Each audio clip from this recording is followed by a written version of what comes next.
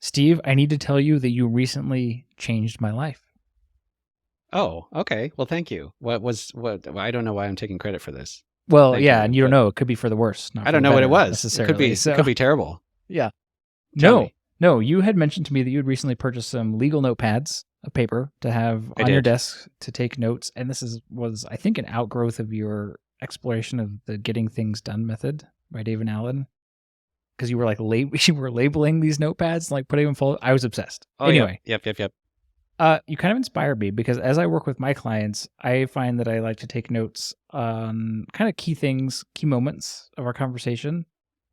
And I've been doing that digitally on my keyboard, and it just feels kind of, I don't know, kind of dirty, kind of distracting because you can hear my keyboard probably like clickety clacking in the background, and like, I don't know, it's kind of disruptive. So I, based on your inspiration, recently purchased a paper notepad. I don't even know if do we need to specify paper now? Like, it's not digital.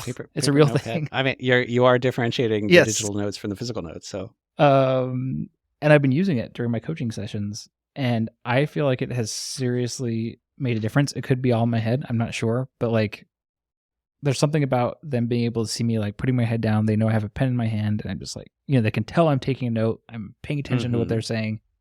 And actually I am like better, I think, than I was trying to do it digitally, because when I was doing it digitally, I was always kind of like self-conscious about the fact that I was taking a note and how that would be perceived. And now I'm not. I'm like all in. So, are you writing down different things than you did before? I think that's a good question. I'd have to like look back at my notes and see, but it feels different. Like, and because it's paper and pen instead of like typing, I'm also able to like circle and like star things. Like, instead of just having like a block of notes. Yeah. Right. I can be like, this is out of all these things that I'm just kind of jotted down, this, and this, or like the action items, or like the thing I want to circle, see if I can circle our conversation back toward in a few minutes, that kind of thing. Yeah, I like that too. And you could just like over on the margin, like, here's a term that I need to look up, or don't forget about this date or something. Like, yep.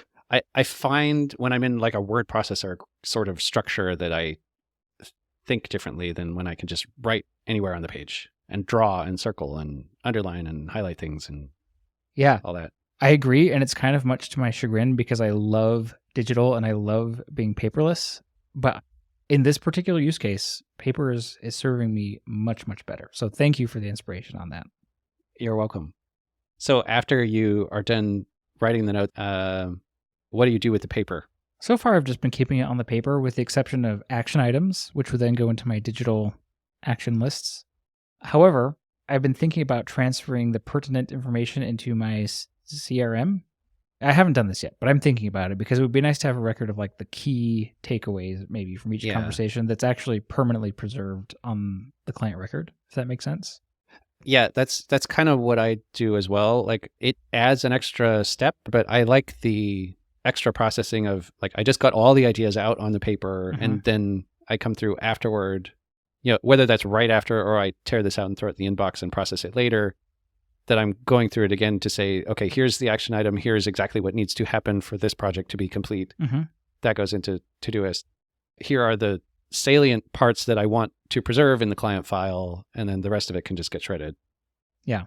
Or maybe I take the notes and file it if I think I would still want the paper for something else in the future. Right. Kind of depends. That's cool. Yeah. But there are calls where I'm on like everything on the notes was action items, and I'll just tear out the page and put it in the inbox and say, log all of these as tasks. And then I throw away the paper when it's done. That's cool. So it's like it's a new. I was going to say it's a new and unique capturing method, new to us digital natives, I guess. I don't know. It's not new. It's paper and pen, but new in this setting, I guess, to the way that I work. Yeah. Great. Legal pads, 10 out of 10. Yes. Would recommend.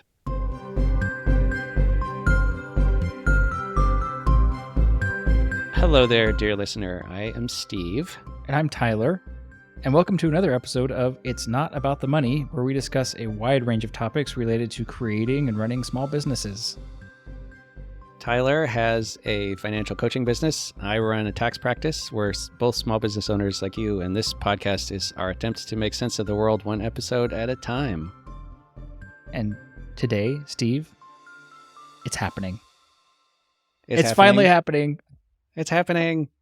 We love to talk about You Need a Budget. And so we went and did a book club episode about the book You Need a Budget by Jesse Mecham. Hooray. This is the first time I have read the book, even after having used the system for years and years. I think you've read it twice now. Is that true? I did. I read it a long time ago, and I reread it again just the other week in preparation for this episode. But I actually want to ask you about that right off the bat. So as someone who has used YNAB for a long time and been really familiar with the YNAB method and the software, did reading the book make a difference to you? Like, did you learn anything that you didn't already know? Or was your practical experience basically all you need? I felt like reading the book was a reminder of the philosophy behind it all, sort of take me up to the 30,000 foot view and remind me, what is this all about? Why are we doing this? Why are we doing this? What benefit are we going to get out of this?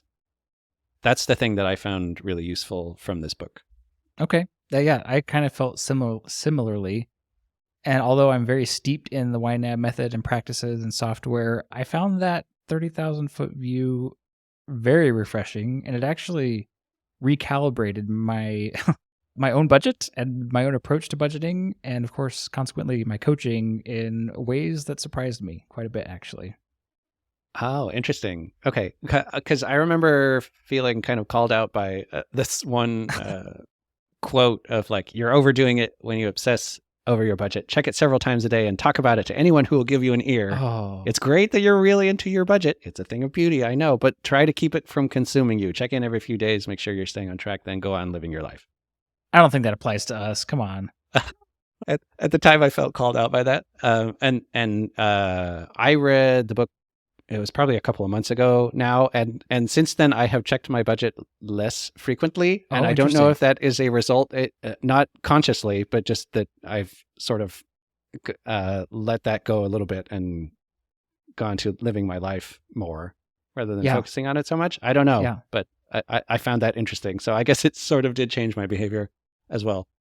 In that you budget less, or you check your budget less. That's checking the budget less. Right, exactly. Well, what were you... I'm not obsessing about it all the time. When you were obsessing over it, like what did you enjoy about checking it? Like, what were you checking it for? Was it just to see how your spending was going, or were you just want to see, what is my net worth? What is my net worth? I mean, I don't know. Like, what was the draw? It's like, I know that new transactions have come in, and I want to make sure they get categorized correctly and they have the right notes in the memo field, and the payees are correct. Like all of the little details, I want to make sure they're all correct. And I can do that just as well once a week as I can every day. Oh, I see what you're saying. So it doesn't need. So that's kind of what has changed. Yeah. So you still do it. You just do it. Yeah. It's all, and it's still all good exactly. Stuff. Yeah. Right. Mm-hmm. I also feel called out by that, and that's why I don't remember that quote. I must have just blocked that out because I still like obsessing over my budget. Although, I mean, when I was training to be a YNAB coach, they did kind of call us all out on that in our cohort. They're like, look, you need to realize that a lot of people that you're going to work with are not going to be like you. Oh, yeah. Basically, well, yeah. Like they're hiring you because you are the way that you are, or you know the things that you know, that you do the things, So the expectation shouldn't be that everyone that you work with is going to become like you and use YNAB with the same fervor and obsession maybe that you do. You just need to get it to work for them, right? So that's a good point. That's a good point. Yeah, I think that's true of a lot of service businesses. Like as a tax pro, I have to resist the urge to use all of the IRS terminology and like explain things in accounting terms, because that's not what they hired me for. Right. They hired me to know that stuff and to tell them what the relevant parts that they need to know, explain it in a way that they understand, but not to convert them into accountants. You're there to make their life more convenient and more optimal for their situation, right? Yeah. So it's the same kind of thing. Yeah.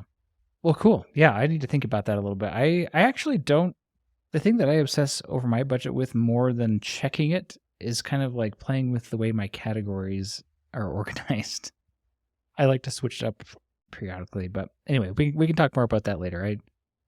So can I just share, I made a list of 5 things. We don't have to go through the whole list, but I kind of want to touch touch on a couple of these. Like as I was reading the book, changes that I made, either to how I think about budgeting and YNAB or how I actually do it.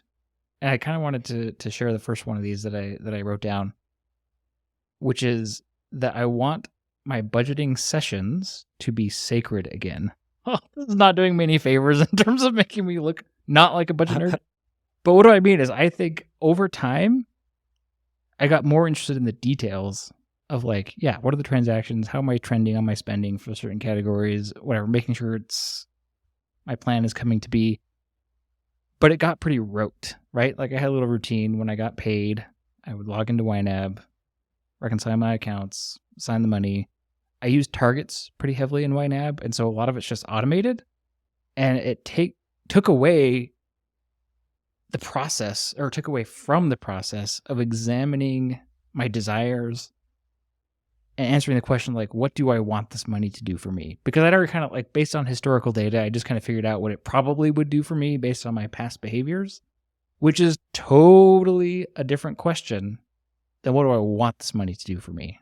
And, like, that process of having that conversation with myself and, like, taking ownership of it and deciding and, like, maybe directing it in a way that's different from last month or the month before that, according to what I desire right now, like, reading this book really made me want to have that experience again. And so that's what I've been focusing on, among other things, since reading the book. And it's awesome. I like that. I think I tend to fall in the trap of bookkeeping because that's the thing that I love to do anyway. Right. And so right. Let's make sure all these details are correct and the historical reports are an accurate reflection of reality. Yeah. What actually happened. But the power of scarcity really is what this is about, is like, yes, let's force you to acknowledge this is the amount of money you have right now that has to do all of the things you want and need it to do until you get paid next. And so what do you want it to do in that time? Yeah. Yeah, I find that when I focus on the bookkeeping aspects of it more than on the values and desires aspect of it, I spend out of line with my values more often, actually, because like I know I can just kind of I can do whatever I want basically and I can just roll with the punches. YNAB rule number 3, right? And like cover the overspending. And so it's just like slipping. If this isn't maintained, you're kind of like present and future focus on this. It's easy to slip into like, let's retroactively just fix whatever happened, which there's nothing wrong with that, right? Like I'm not going into debt. My net worth is still growing as I like save for retirement. Like nothing is wrong with it inherently, but it's not a joyful experience. It's more just like living by the seat of my pants. And I found that I was living more by the seat of my pants, spending more by the seat of my pants than doing it with intention, which is kind of the point of YNAB, is to get you to be intentional and like be in charge and in control of your money, right? Yeah. And not in the sense of you're restricting yourself so much as like you've taken the time to understand what are my priorities with this finite resource, and then letting that guide your behavior rather than the behavior sort of trickling back into, well, how are we going to fix that in the numbers here? Yeah. Given what we did. And this brings up a really interesting question to me, which is, how does budgeting the YNAB way, or in general, how does budgeting change when you have plenty of money available to you versus when money is tight? And my working theory is, when you have plenty of money, you spend less intentionally. Yeah, that makes sense. I talk to people all the time who have plenty of money. And these are not my clients, by the way. I'm talking like when I try to talk to my friends and family about this kind of stuff, right? And they're like, we don't care. Like, we have plenty of money. Like, we're not in debt. Like, whatever, it's fine. I'm like, but are you living your true best life? Like, sure, you're fine, but are you great?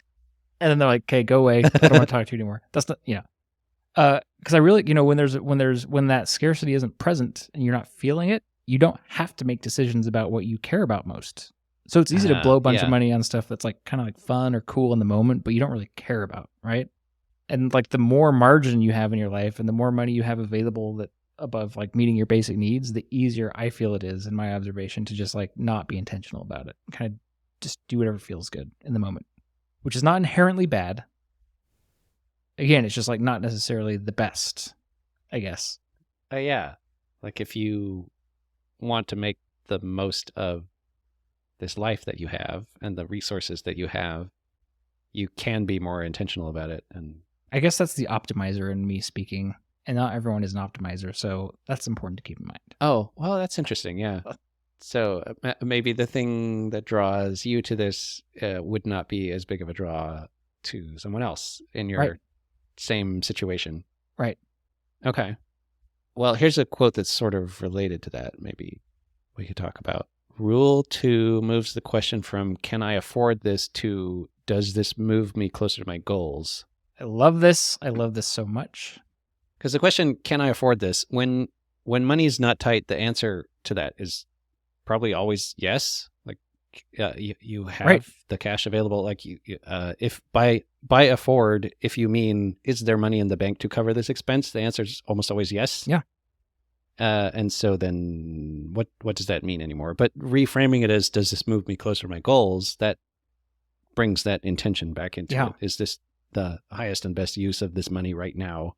Based on what I want the most right now and value the most right now.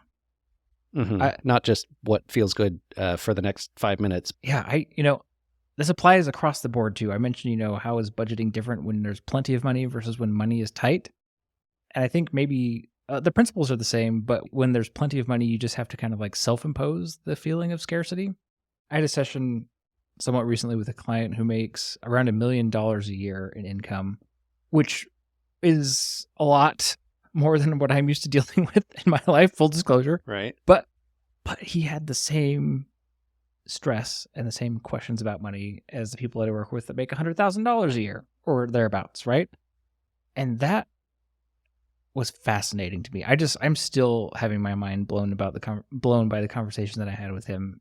Really cool guy, had a lot of awesome stuff going on, but felt scarcity in the same way that we all do. And I think that's interesting. And so the conversation with him wasn't like, can I afford this? Because most things he can afford, to your point, right? Mm-hmm. But he and his wife had a desire to become homeowners, and they live in a kind of expensive area. And that was their desire, and their decisions with money day to day, though they were not stressing them out financially in any way. They didn't have any debt. They weren't like, sinking in problems or anything financially, as one would hope with that kind of income. But like they were not getting any closer to being able to own a home in the neighborhood where they wanted to live. Interesting. Yeah. But they could easily afford it if they just like figured out that was their goal and then applied their money to that goal. They could afford a home very easily, very soon. They just hadn't figured that out yet. Yeah. It just takes some self-imposed discipline of, I want to focus on this thing right now instead of just kind of letting life happen. Yeah. Fascinating. So I'm going to just continue on my tirade here and tell you what I changed about how I budget based on the reading of this book. And this is something, these are things that I used to do actually, and then I got away from with additional experience and whatever. And now I'm going back kind of like to the roots, right? So one of the things kind of reminds me of our episodes about getting things done. Yes. You reread that book and then sort of went back to the basics on that system. Maybe this is just a thing we need to do with these systems. I totally agree. Because like periodically, the laws of thermodynamics apparently apply to these systems just as much as they do to the physical universe, perhaps, right? So like, you bring some order, you create some order out of the chaos, and then life happens and it kind of just devolves until you kind of like bring it back in line. So one of the things that I was doing most recently is I arranged my budget categories by, I don't know what you want to call it, domain, sort of. So like I had a group of budget categories related to owning a home, a different group related to owning a vehicle, owning a dog.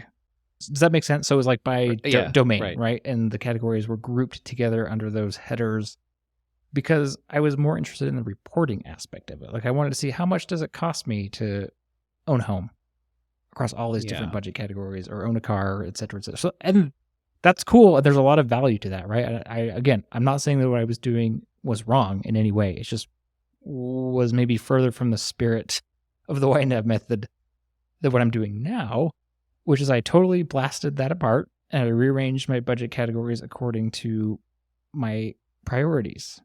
And some things related to owning a home are higher priorities, such as paying the mortgage, than other things like having my home smell good because I have a subscription to a scent diffuser, for example, right? Like, oh, really? There's definitely different. There's a whole spectrum of priorities even within those domain topics, if that makes sense.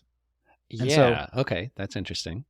Go on. And so that was a big change that I made, actually. And it's had some fascinating, like, I don't know, I didn't expect it to make that big of a difference, but actually it really, really has when it comes to every time I get paid, and I do rule 1 of YNAB, which is to give every dollar a job.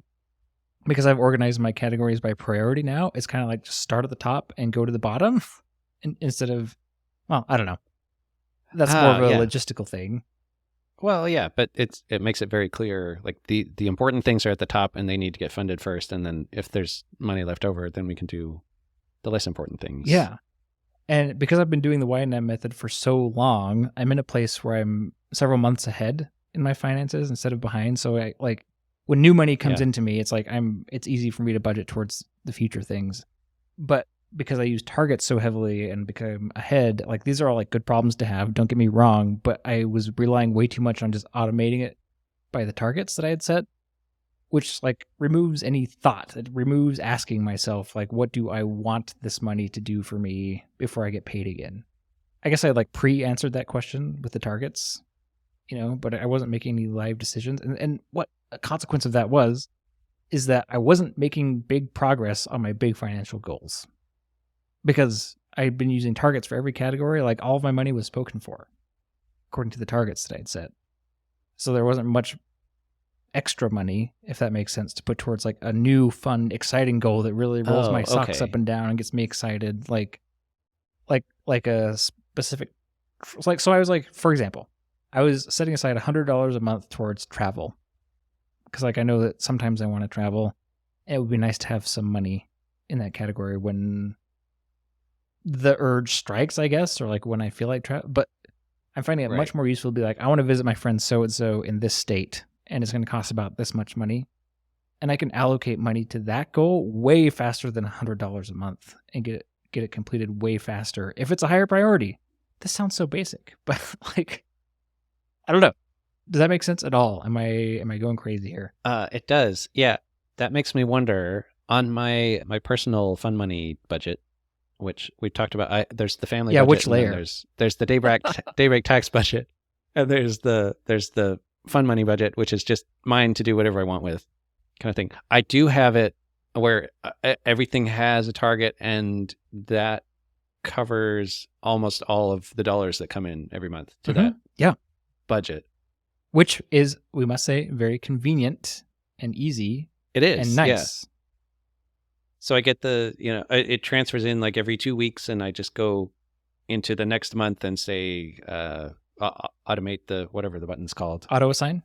And it just fills in as far as it can. And then when the next one comes in, I click the button again and it fills in all the rest of them. And then that month is ready before the month starts, kind of thing. Yep. But this gives me something to think about, of that if every dollar is already spoken for, then so maybe I've just already answered the question of what do I want the money to do when I set the targets. Right. But so maybe that's okay. I don't know. Yes, it is okay. And there's not a right or wrong way to do this, but it's a trade-off, right? And so what you're trading off for the convenience of having your budget like template basically preset and automated, what you're trading away is maybe some of the empowerment and excitement that you get from kind of making shorter term decisions about what how to like concentrate your focus basically of what you want your money to do. Okay. Yes, that's a great way to say it. Because it is not quite as exciting as it was before I had all the targets set up. When it's like, well, I got this money and I don't know how far it's going to go. Let's see what we can do with it. Yeah. And it was, and now it's like, well, and the amount coming in will cover all of these things. I don't have to think about it. Yes.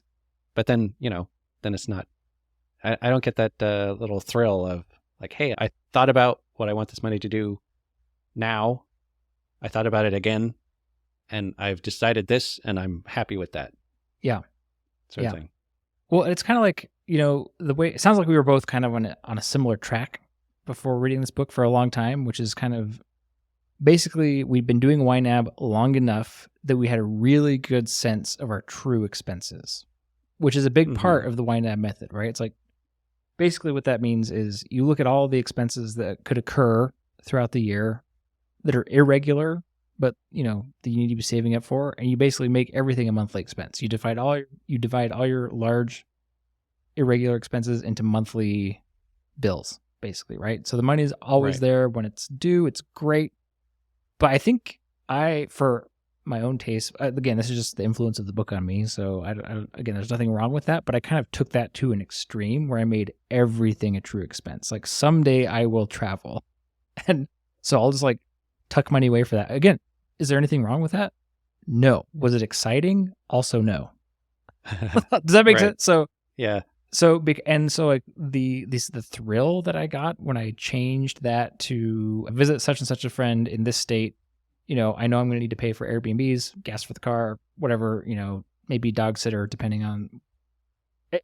It comes out to like not that much in this particular case, like maybe $1,200 or something, and like that's something that I could fund today if I just pulled money from a future month and just like dumped it in there.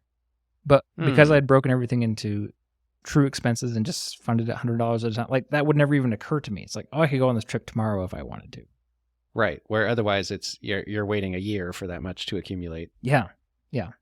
Well, all of these other things are also accumulating, but being able to recognize, hey, this is an opportunity with what I already have here ready to go. I could do this if I wanted to. That's empowering. I think it's empowering. I think it's more flexible. It's like not what people think of typically when they think about budgeting, which is why a lot of people hate budgeting, is because it's boring and tedious and bookkeeping. Sorry. I mean, I know you and I both like bookkeeping, so it's okay. I love bookkeeping. But like bookkeeping, I would argue is not budgeting. It's different. And the YNAB book and the YNAB method are making the argument that budgeting isn't tracking your money. Budgeting is actually making decisions about what you want the money that you have right now to do, and that those decisions should align with what you care about and what you're excited about. So kind of by definition, it should be exciting and interesting because it's what you want to do. Yeah. The difference in timeline is bookkeeping is backward looking. What happened in the past? Let's record that accurately and get reporting on it. But budgeting in this sense is the exciting, forward looking, what do I want to do with this stuff? Yeah. Yep. And another thing that I noticed when I arranged my categories by priority instead of by topic cluster or whatever you want to call it, it freed up so much money in my budget because now once I have my top, like, I guess you could say, what do they call the top priorities in YNAB? Like your obligations, right? Like the things that you have to pay for, or like you get kicked out of your house, or like your electricity gets turned off, or like, like food, shelter, clothing, mortgage, transportation, insurance. Those things, right? Those are like your obligations. Once you know that those are covered, actually everything else is like totally up to you, really. And I don't know because I had been so regimented about making everything a true expense.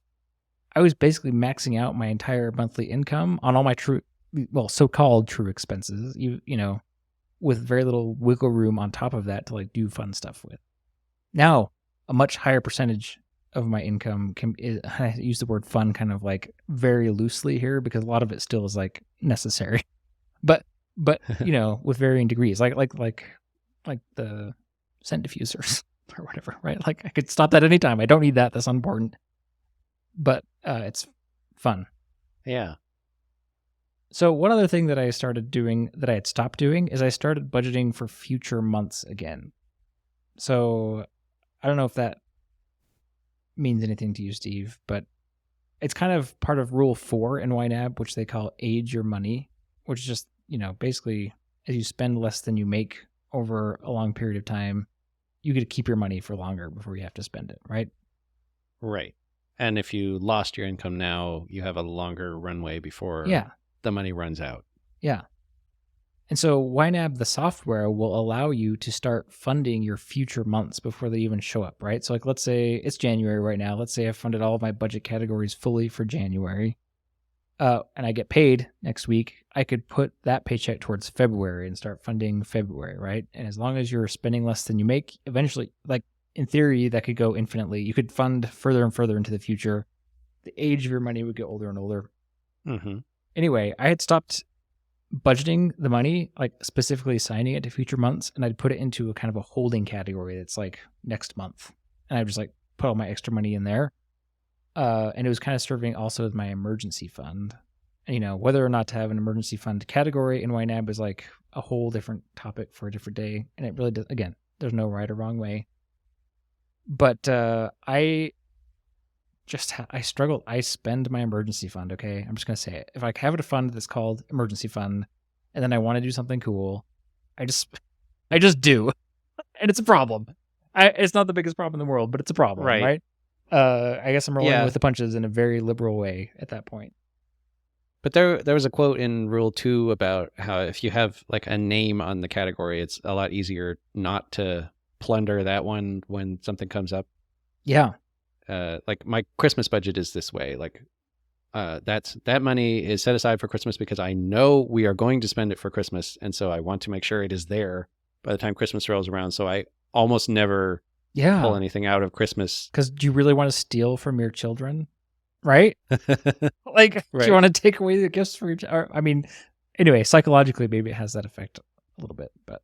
Yeah, but when it's all in a big lump sum of emergency fund or like slush fund, you know, whatever, it's very easy to be like, well, I can pull a little bit out of here because there's still plenty in there. Yep, it'll be fine. And I can just replenish it, which is which is true. It's true, but it's so much easier to keep track of. Like, I know I pulled some out of here, but I don't know how much. Where if it's a named category and it's got a target on it, like I know exactly how much is missing out of there, and I can make a plan to put it back. Yeah.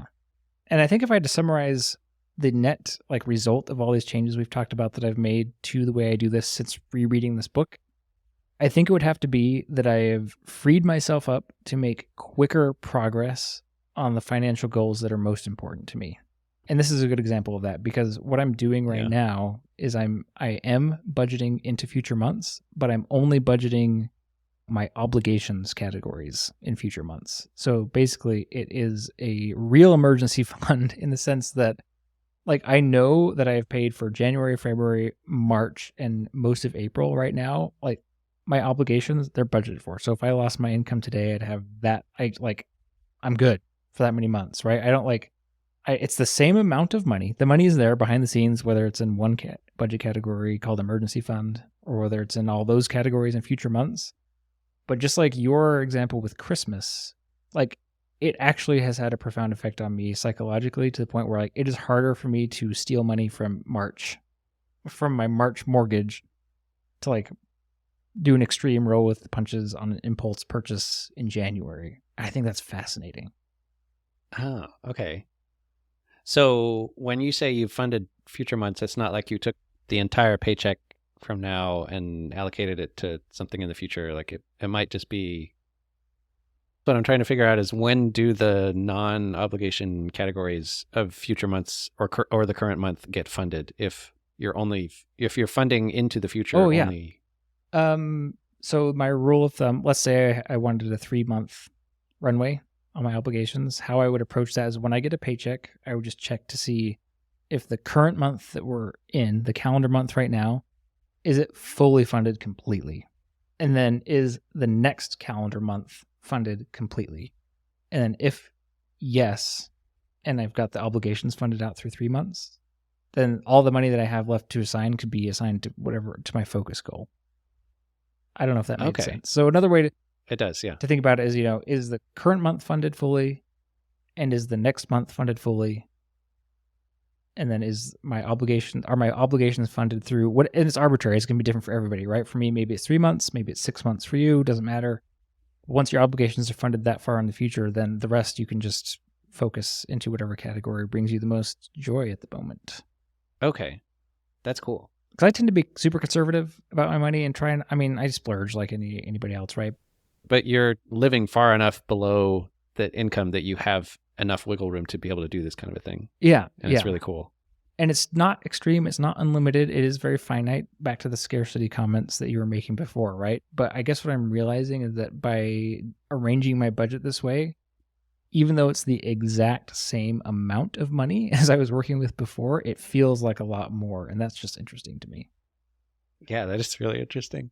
So thanks for coming to my TED Talk about my therapy session about YNAB. But we haven't even talked about the book yet. I mean, Oh yeah, the book. Should we talk about some of the standout moments, or?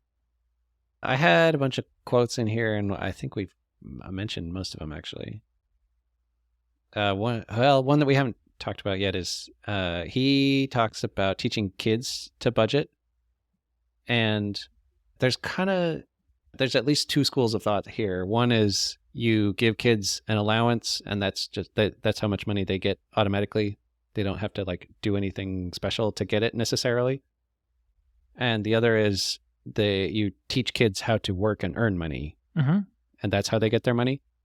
And then ideally, in either case, once they have the money, then they learn how to budget and spend it. Yeah. But Jesse seems to be more in the camp of like, the important part here is that they're learning what to do with the money once they have it.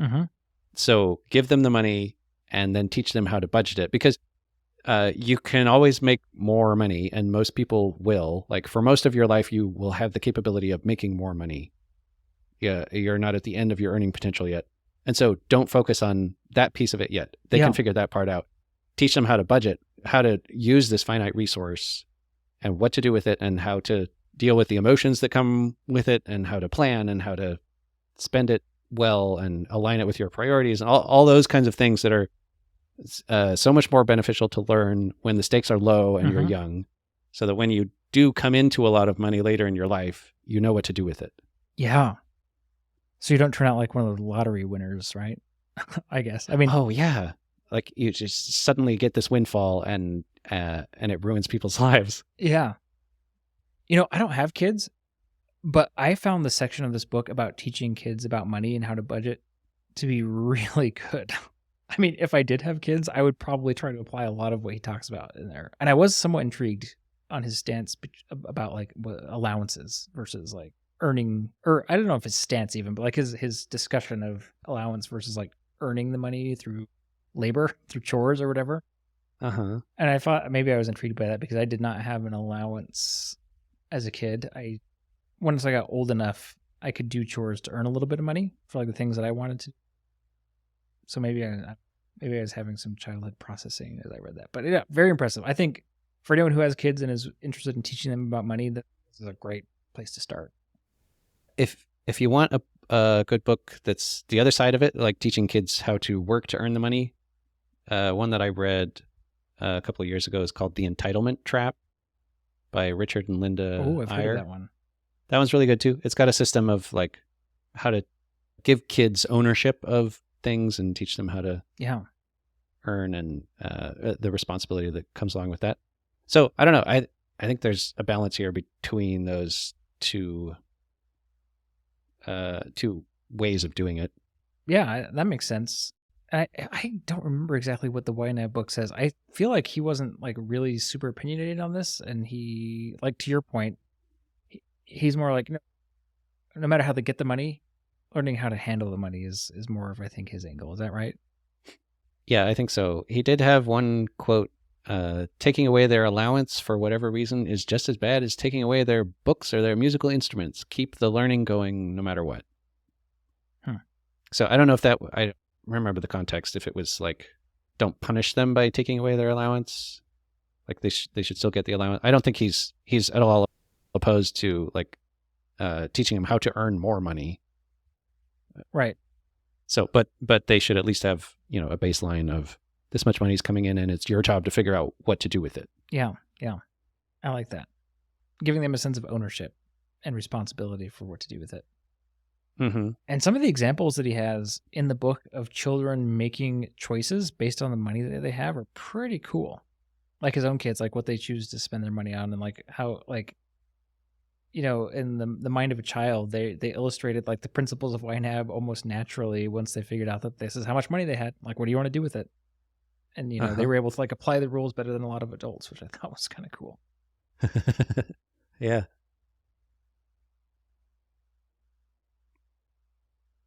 Well, it was a great book. We didn't talk much about the book, I suppose, but very useful. We should do like a series on each of the rules at some point. I think that would be great, where we actually talk about go through what, because I think we've mentioned all of them here but in passing, but like let's go through what they actually are, what they mean at some point. Yeah, and I think maybe for today a reasonable summary on this, and this comes actually from a conversation I had with a client earlier today, which is that YNAB as a personal finance method is really different from a lot of other personal finance methods, because it's agnostic really towards whether you should pay off debt, whether you should save for this, how much you should save for retirement. Like it's really, really values focused, right? And so they have an ideology. Like Dave Ramsey has an ideology, the 7 baby steps, right? The money guys have the financial order of operations, which are their like prescriptive, order of operations for like how to tackle your financial goals. YNAB does not have that. And I think that sets it apart. And I think that is really obvious from reading the book, which is that their prescription is that you need to do some self-reflection and figure out what you value, what you think is important, and what makes you happy, and then use your money to achieve that as a tool. And that's something that's really, I think that's kind of how I would summarize the message of the book. And so maybe you land on the same steps that Dave Ramsey does, right? Or maybe you don't. And either way, that's fine. It's your money. You are the one in charge of deciding what to do with it. Yep. Cool. Yeah, I hadn't thought about it that way.